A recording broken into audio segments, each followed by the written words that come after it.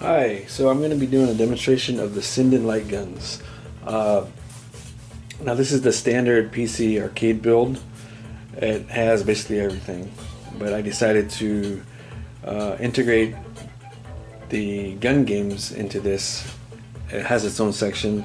I originally had it for a dedicated gun cabinet, but a lot of people have been asking, can they get like the gun games included with the arcade build? And the reason it was hard is because hooking up guns with all your controllers, flight stick, trackball, spinner, it took a lot of work to make them all play nice together. But anyways, we'll just go to the collections.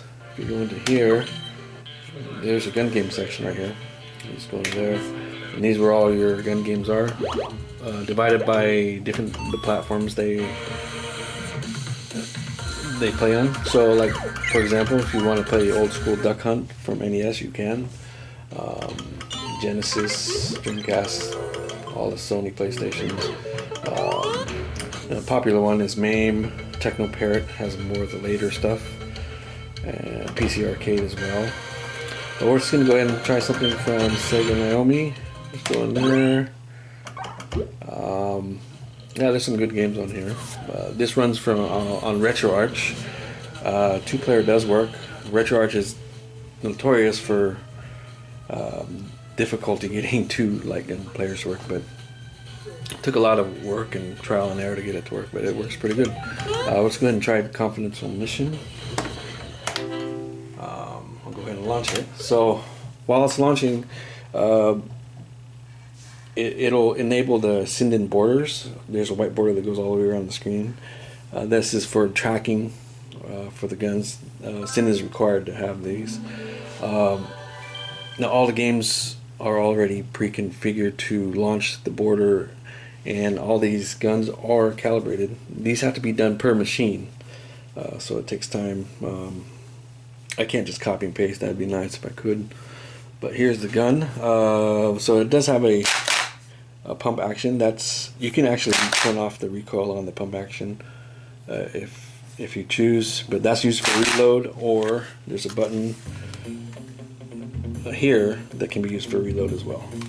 So for this particular platform, you just hit the start button. So normally the default start button is hit start here. For coin, you point off screen and press this for coin. But this is on free play, so we're just going to start, and just play. Now it's probably kind of hard to tell on camera if these are lining up, if the sights are lining up, but I can tell you it's very accurate. I used to use aim tracks, and since going to these, I just stick with Sinden now. They also have Gun for IR, which is supposed to be very good, very accurate, but those are hard to get, sold out a lot of the time. So these are widely available, but they do take about 3 to 4 weeks to get, because the Sinden guns come from the UK. I'll just play a little bit more here. But yeah, the accuracy is there. The recoil works pretty good. You don't need an external power source for it. Okay, we'll just go ahead and exit out here. So to exit out, basically I have it mapped to this off screen. You point the gun off screen and press down on the D-pad, and it exits out. So we'll go ahead and maybe try another game. Let's see. There's something. We'll try PS2, because PS2 was very tedious on as far as configuration, because you actually have to register all the hardware IDs for the guns to each game. It uses a special plugin. But anyways, it was difficult, but it paid off, because there's quite a few good games on this system. Let's go ahead and try Vampire Knight. Now, the cool thing about this game is it's only available for PS2. I think there's an arcade version, but I don't think MAME can run it yet. I gotta fix that spinning box. That's kind of a little irritating. But yeah, so this game is only available for PS2. So normally when the game loads, it takes you to a GunCon calibration screen, but I have a script loading a save state that launches you right to the title screen. That way you don't have to calibrate your gun every time you start the game.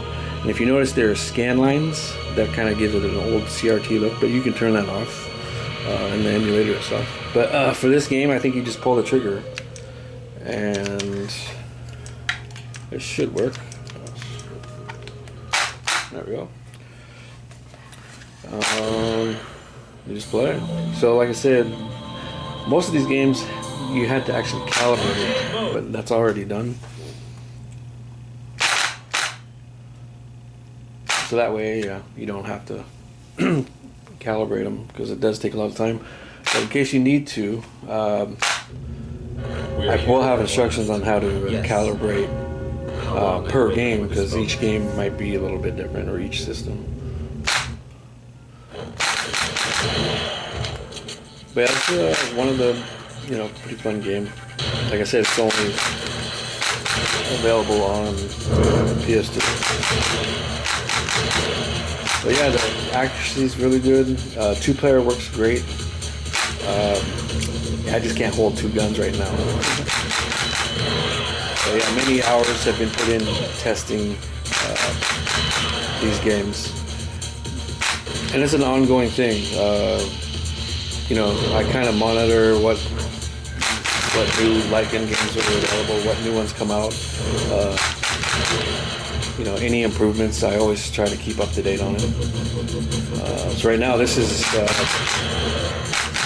345 gun games. I don't think I've seen any other builder have more than that.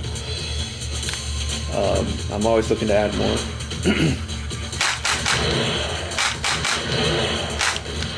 So yeah, the guns work great.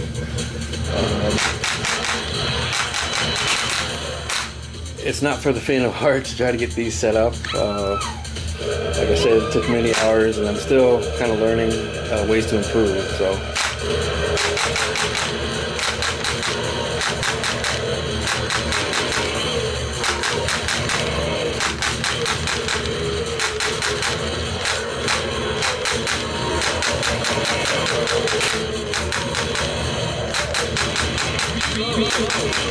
Alright.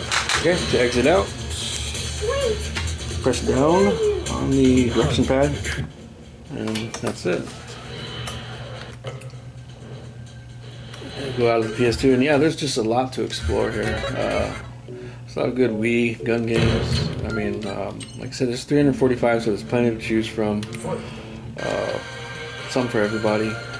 The 2-player gun games are great to play with a buddy or a family member. But yeah, well, thanks for watching.